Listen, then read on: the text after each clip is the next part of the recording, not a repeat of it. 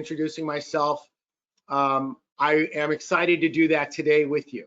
So I am a speaker. I'm an author. I authored the book Count Audible. I'm a coach and I'm a mentor. And what I do with all that is I help companies that want to grow and be real as they do it, create an environment where the culture supports it. Today, we're going to be talking about the future of enterprise architecture.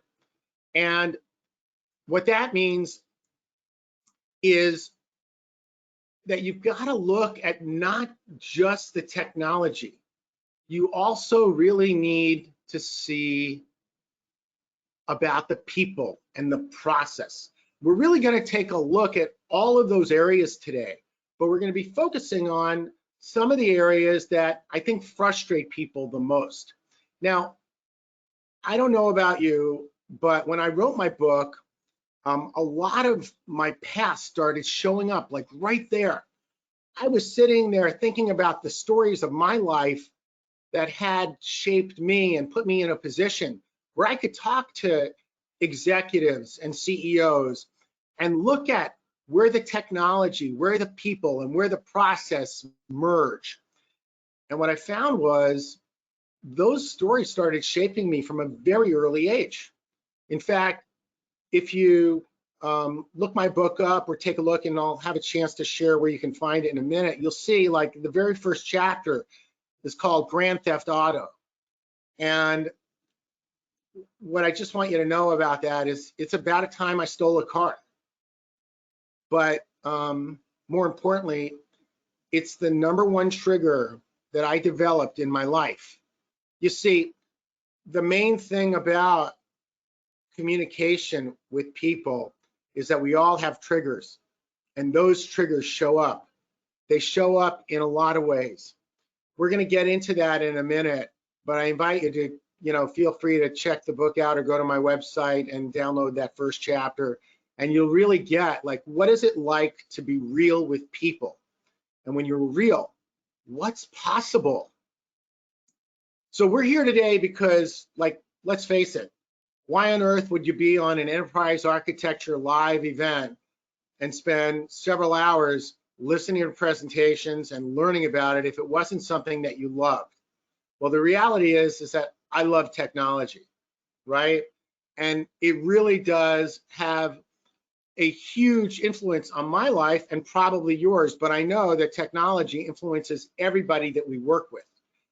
Now, when we work in IT and we work in technology divisions and we work supporting a business, the one thing that we've got to remember, and we need to remember it all the time, is that people direct all of the technology decisions that get made. So it's because you got that fuzzy factor where you don't know where people stand on things all the time. One of our presentations yesterday, we were hearing about the different stages of technology adoption, but it really does come down to the people. More importantly, what's your relationship with the people? Do they love you? Do they hate you? Do they believe you? Can they trust you? Those are all really important questions, and you get to ask those. So today, I want to invite you to listen, and I want you to shift your mindset. I want you to just imagine for a minute that you have a team of people and trust is solid, like you can count on me and what you can count on me for. You know what you can't count on me. And I know that, and I'm willing to tell you. Just imagine for a minute that there were straight conversations where people were not worried about saying no. We're going to talk a little more about that too, but just put yourself in that seat for a minute. Close your eyes and imagine, gosh, I have a team. I'm on a team. I'm leading a team. I'm a leader. And the leader I report to, he's straight with me, and I can be straight with him or her. And when that happens, consider what's possible for just a moment. Like that straight communication creates an environment where people actually move the game forward. And time is no longer wasted because we've given someone a job that's not right for them. You know, we also noticed today that there's a new obstacle, right? We've just come out of the main threat of the pandemic, and people are coming back to the office. They're coming back to work, and they're considering leaving their job. Why are they considering leaving their job? How come so many people are looking at that? Is it really something they want to do? Maybe it is. You know, a lot's changed. We went from working in offices to working from home, having our kids right there, and doing whatever it took to make sure they were, you know, educated, had the attention they needed, and that you were also able to get your job done. So one thing I want you to know about me is my wife and I are foster resource parents, and today we have 2 beautiful girls that are 1 and 3 years old. And in the old days, in the old model where I would be going into an office or traveling to another city, I couldn't spend the time with them. I mean, these are girls that have an entire future in front of them and they need us. What about you and your family?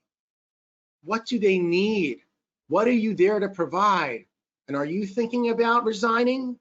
Are you the next statistic in this great resignation? I wonder. More importantly, your management may be wondering too. So part of what happens though today is we hear about accountability a lot. I heard it on several of the presentations yesterday. I hear it whenever I talk to executives.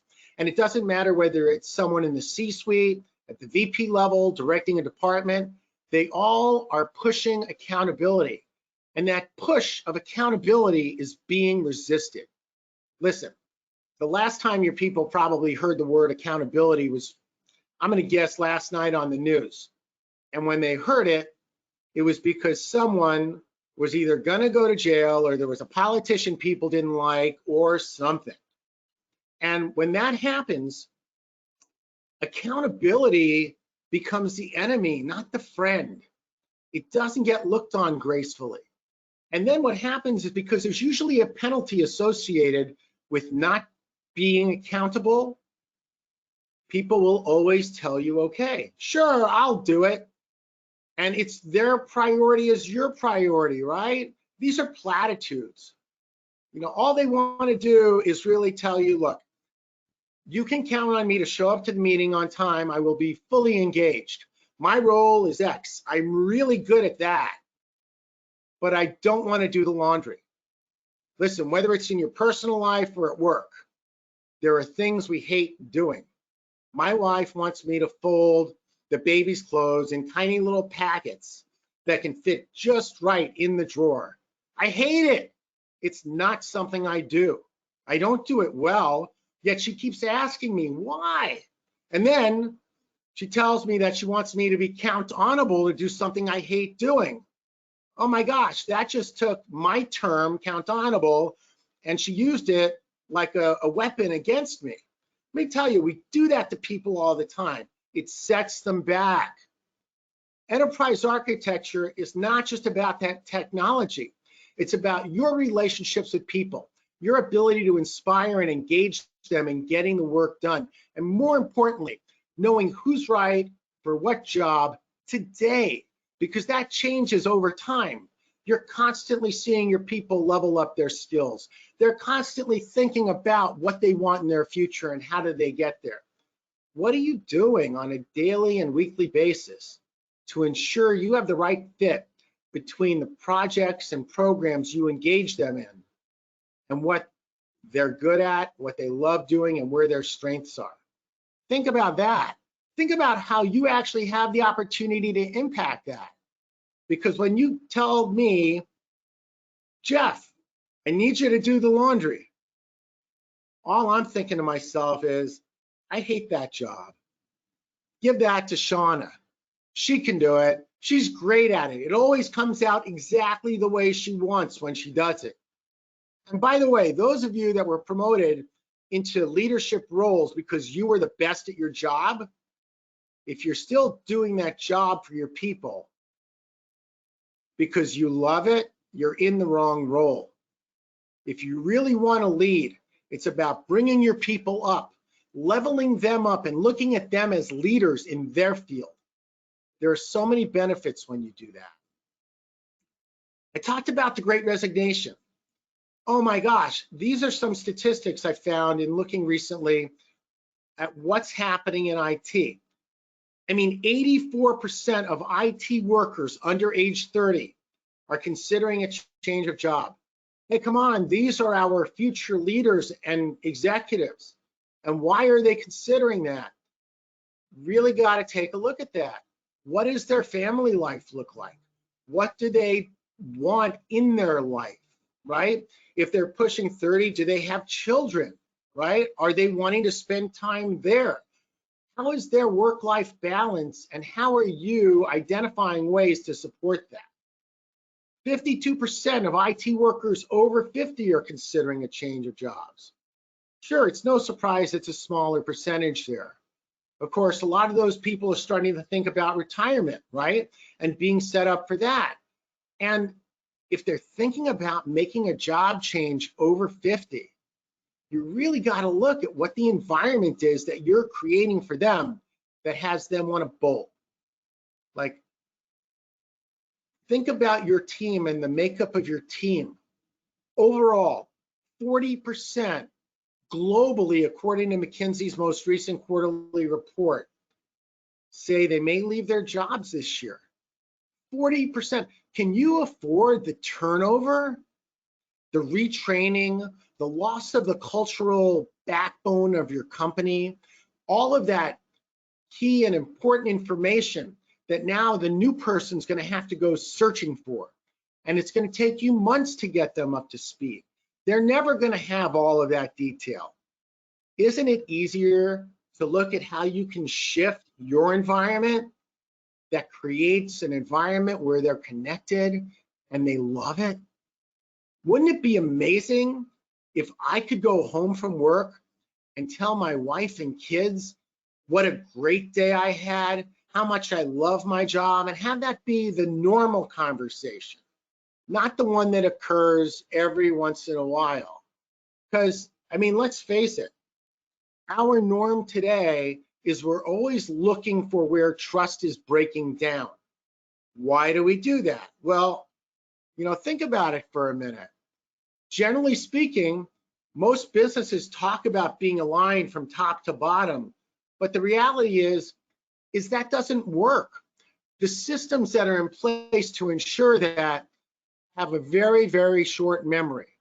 And then what's missing is the effective communication piece. Like, how do you know you're effectively communicating what it is you want at the CEO level, at the C-suite level, at the VP level, in all levels of your company?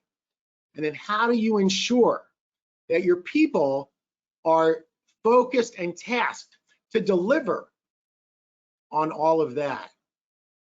The main thing you want to keep in mind as you start looking and asking yourself those questions are, like, how do I create that environment? How do I know the work's actually being done? And if it's not, especially if it's time sensitive and it maps to the priorities of the leader, how do I know I need to make a change of resource on it and still leave my people whole? Not like questioning, am I in the right job? Do I have the right boss? Because, I mean, let's face it, people leave managers. They leave because they want to be happy and they want a quality of life, right? If you think about the old way of management, we've had bosses. Let me tell you, nobody likes being bossed around. They don't like being held back. They don't like being told how to do things. If you're bossing people around today, and if people call you boss, today, it's not a term of endearment usually. The word boss usually has people feeling like they're not in control of something. When you create your people as leaders and empower them, they arrive to work every day and they're confident.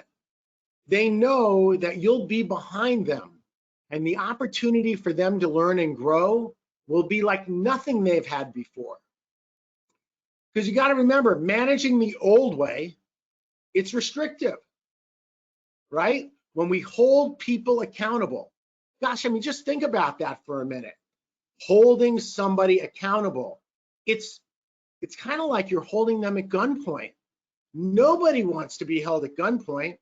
And I know that's a tough reference for a lot of us today with all the shootings that we're having. But the reality is that we're always looking to hold the shooter accountable. So now we're holding our people accountable. It doesn't take a huge leap to go from I'm holding you accountable for a job to people feeling restricted, held back, and punished. So think about that for a minute. And when I say punitive, I mean, let's face it, everybody, if you have an employee and they're not doing the job you want them to do, but they're really great at what you hired them to do, then, or something else, and then you get from them, look, I can't do this, I'm not good at that, and you start treating them even a little bit less than what they were before, that's punishment. And you've just taken them out of the sweet spot of their job. Don't do that. It's not a good thing. Think about it like it's hockey for a minute, right? In hockey, if I get a penalty, I go into the penalty box for 2 minutes. Now our team is handicapped. Do you really want to handicap your team, or do you want to really align your team to get the job at hand done? Don't take your people out. Penalizing them for something they can't, won't, or aren't good at doing is not going to move your game forward. You'll be frustrated. Your management will be frustrated, and you won't be looked at as the leader you think you're being looked at as. So don't blame other people. Own it. You're the manager. You're the leader. It's your role and your opportunity to own how things go. It'll be an enormous shift in the way people look at you and the productivity of your team. It's all of this that's actually having people leave their great jobs today. And they're not always leaving for money. So let's take a look at the environments the old way. I was just talking about some of those things, right? There's finger pointing. Oh my God. That's about the most disempowering thing that can happen in the world if I'm always pointing at someone else, right? If I'm always blaming someone else, if you're the leader and you create leaders on your team, they're gonna have each other's back. It's gonna be a positive environment where people wanna help each other, right? But a lot of the time, people get blamed. We're looking for a scapegoat. Why? Because we want to save our job or we want to look good. Oh my gosh. You know, I have a new saying, looking bad is the new looking good. People are tired of being on teams where they can't trust management. Management and leadership means you've got to be straight with your people, not just about their performance, but about the times when you're not up to par, you're not up to speed. It's not something you do well. There's a reason we have a team of people. There's a reason we do testing like the StrengthsFinder test or the IDI test so that we can see what people's strengths are and how they play together and align our teams so that we have all of those bases covered. Then as a leader, your role is to determine who we have in what role, what tasks do they get, and then there's management, right? So when you're aligned and you have all of the priorities, now you can manage very simply. I recommend, and you can see it in the book, a very simple schedule that goes week by week and lets you manage the priorities. But when you have a very simple touch point, and by the way, the book is a leadership guide that shows you how to do this. So I invite you to take a look at that, and I'll give you a link to that at the end of the presentation. But when you take a look and you're in a position where you know that someone's doing a great job and they get the tasks done right away, or you see that the job they're doing is substandard or not being done at all on a particular task, you know every week. A lot of you may not remember this, but in the 80s, Ronald Reagan, our president then, signed the SALT agreement with Gorbachev from Russia. And at their announcement ceremony, Reagan looked at Gorbachev and said, "We're going to trust that you're going to remove all of those nuclear weapons. And then we're going to send people in to verify." Well, you know, today what we do is we remember that there was something we assigned someone, they were supposed to get it done, and it's late. And at 4 o'clock on Friday afternoon, when we remember, we pick up the phone, we call them up and we say, "Hey, Jeff, did you fold the laundry in thirds? Is it perfectly stacked the way I needed it?" And we start going through this list of things, and we're not even thinking about what's going on in their world at their moment, right? Maybe they're working with a client on a problem, and their mind is just not on what you're asking. Maybe they are, you know, engaged in something mission critical, and they're getting ready to leave for the weekend. Now, you've got to think about what the outcome is that you want. Do you want to leave that person feeling less than and wondering all weekend if they should even be on this job? Or do you want to leave them empowered? Well, a way of leaving them empowered is having them know that every week at a certain time, there's a touch point, and you're going to ask them for status on where they're at. Hey, a lot of you probably do this today, so this is probably not something new for you. Some of the techniques that I use and write about in the book, maybe, but this is not new. We all know what it's like to have a regular touch point. There's a certain way of doing it where you don't trigger them, where they don't become defensive. And here's the best part, where they don't spend 10 or 20 minutes telling you why it's not done. What are the other important things that they're doing, right? And wasting your time. Because just remember, today, people are operating in fear. They're afraid they're going to lose their job. And that's one of the reasons they're looking for another one. They're afraid they're going to be passed over for a prime assignment that they're really looking forward to. Well, how do you know they really want that? Touch base with them weekly and be listening for where their strengths are and what they really love doing. They're in fear that they're going to become irrelevant. So how can you create the environment where they're relevant? A boss is not someone that's viewed as being straight with you. People don't trust bosses. They don't seem real. When's the last time your boss told you something that made them look bad? Told you something where they said, "Hey, I'm human," right? You know, I have something I share with people all the time. I have had tremendous success in my life. I'm sure many of you have too.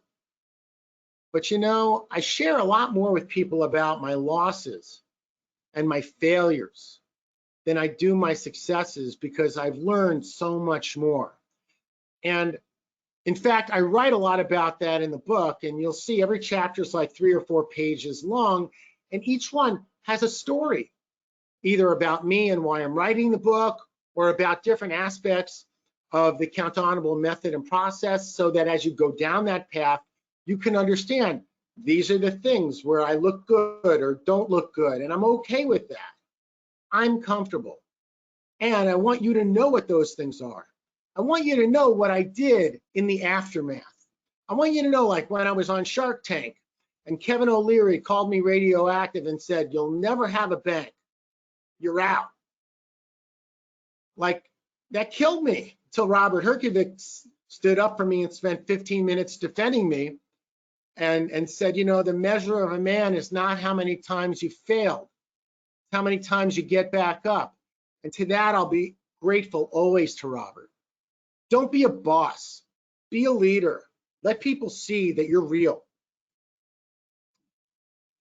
And if you have that, just imagine for a minute. I invite you to close your eyes right now. Think about like being on an island where it's just you. And you can see all around it, and there's a palm tree, right? And right there, you've got this beautiful view of the ocean. It's sunny, there's a few clouds in the sky, the birds are coming in, and you actually have peace. Things are easy. You take a stick and you start making some marks on the sand, and life just goes. What if that was your environment and you had that at work and you also had it at home? And then when you went on vacation, it was there, and you knew that you have a team of leaders that have your back. Like you can actually take a vacation and not have a concern about work. You can take a vacation knowing that you're not going to be on conference calls for 2 to 4 hours a day. You know, I got divorced because I got completely disconnected from my wife and kids. It sucked. Don't do that. I worked from home, by the way, at the time. Like I would lock myself in the office, and right there, my kids and my wife were just outside that door. I'm regretting that my whole life, but I've rebuilt those relationships. I will tell you, it took years. Don't do that. Put yourself in a position where you have a powerful team where you all have each other's backs and everyone has it, that there's peace and ease at work. By the way, just remember, it didn't take just 90 days to get in the current state of your business. Being count-onable is something you can employ today, right now. And it doesn't take years and years, but you didn't get where you are in 90 days, and it does take longer than that to really have a mind shift for you and your team. So what does being count-onable mean? Well, you've probably heard me looking at that with you, with other people in this conversation. It means you're empowered.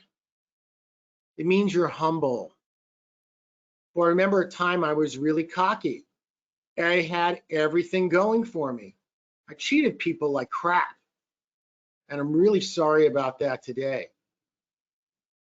But what I learned from it was I wasn't a good leader. Be a great leader. Empower your people. Be humble. Share with them your failures and your successes. Treat them like leaders. Don't tell them they're a worker bee. Tell them they're a leader at. You know, you're my lead tester. You're my leader in architecture. And by the way, you don't need just one. You can have a team of 20 and say, you are my leaders. Lead. And that mindset that you get to have with them when you're real and they believe you and they trust you, it's not something you can easily recreate. After all, everyone knows what strengths they have, right? They know what they're great at and love doing, but sometimes they don't have the confidence to share that. So that's number one. You've got to know what people's strengths are. I like using the Strengths Finder test and the IDI testing to look at how people view each other on the team. And do they map with the way I view myself? That's really big. And then I also like taking a look and seeing, you know, what it is they're great at and love doing. But by doing these weekly verify meetings, you're actually able to create that. Like I said, all of that detail is in the book, how to create the meeting, how you get to that point. Very simple, easy, fast read. written for people like me that have ADD. So when everyone can freely share, what are they count-onable for, right?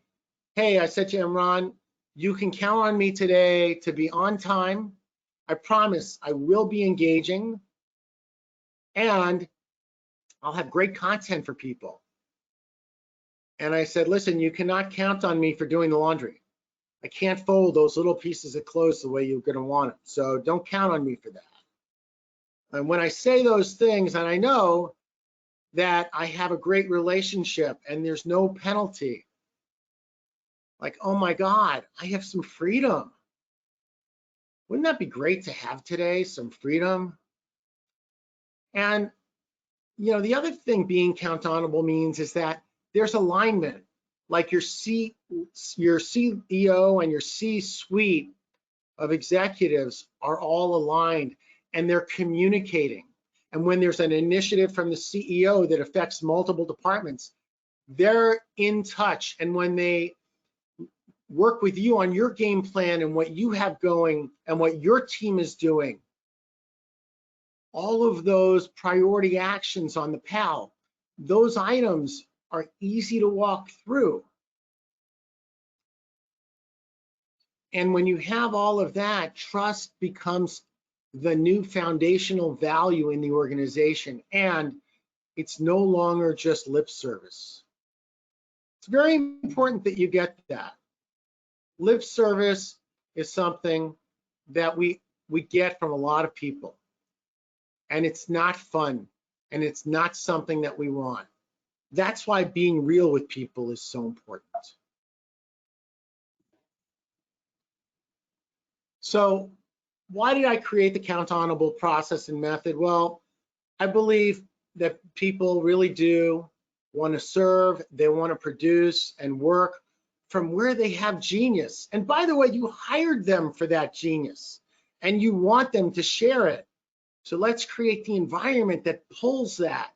It pulls for that. You don't have to push accountability on people for what you hired them to do and be great at. As leaders, we're always looking for new strategies, and you know, post-pandemic, like to be both effective and mindful of your team's talents and opportunities, and also where it is they're going, because they've had a major shift. In doing all of this, the power shows up in creating momentum in leadership and teaming and customer service and revenue and profits, all of the things that your executive team and your stakeholders are looking for. Heck, maybe you're bonused on those things as well. You know, when you master listening over pushing deadlines and punishing people, now you're really making progress. So I want to invite you to contact me. And I'm grateful for all of the opportunity to be sharing with you today. I think there's a lot I have left on this planet to learn. I know I have another book or two in me. Based on this and the feedback that I've gotten, by the way, on its debut, it was #1 on Kindle and #2 in paperbacks in the business categories we were in on Amazon. I'm really proud of that, and thank everybody that contributed by buying and leaving amazing reviews. But if you reach out to me at count-onable.com,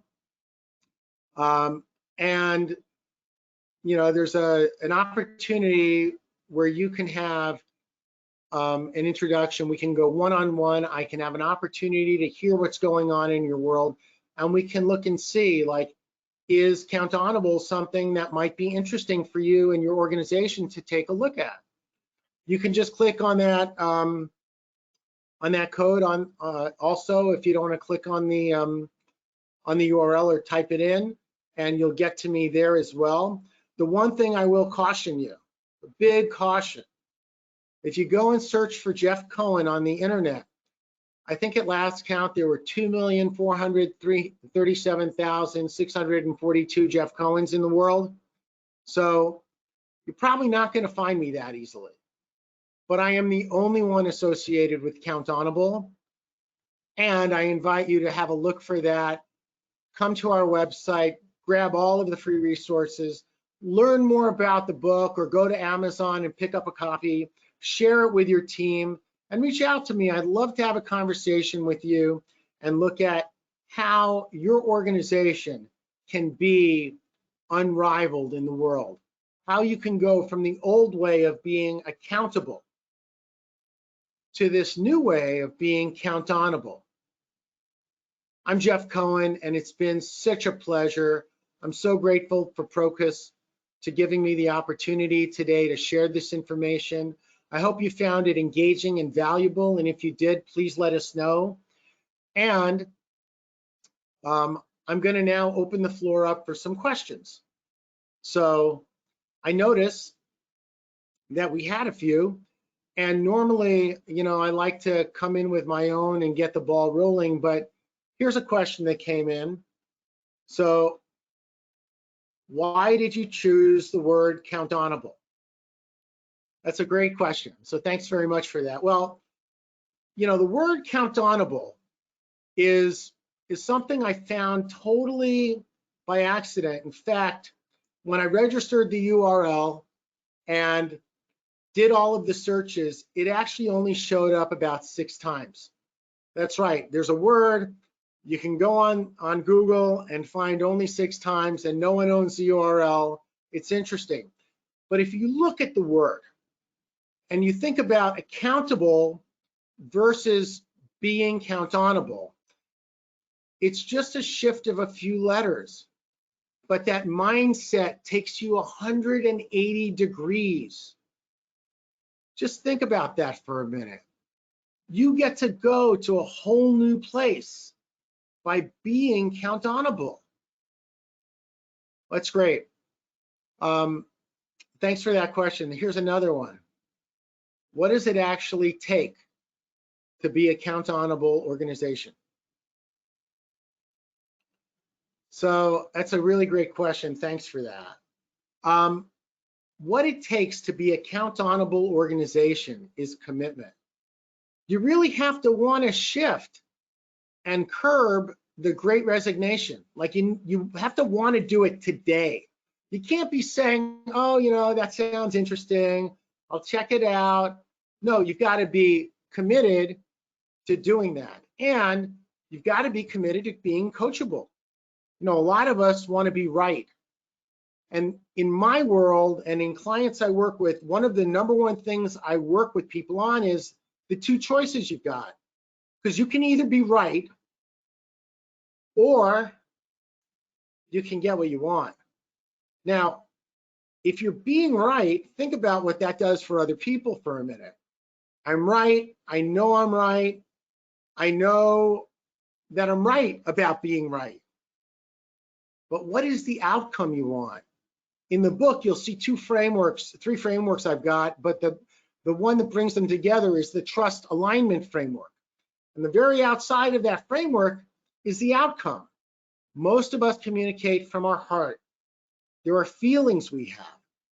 We may or may not acknowledge those, but every time we communicate, they're there. And so when we come at someone with those, we're being right. Think about the outcome you want. And if being right will get you there, or do you want someone else to have the opportunity to be right and take ownership, like an ownership mindset, and move forward from there? So really invite you to think about that. I have several clients today, and they reach out to me. I'll get text messages. Hey, Jeff, I was just being right, and I totally messed up a relationship.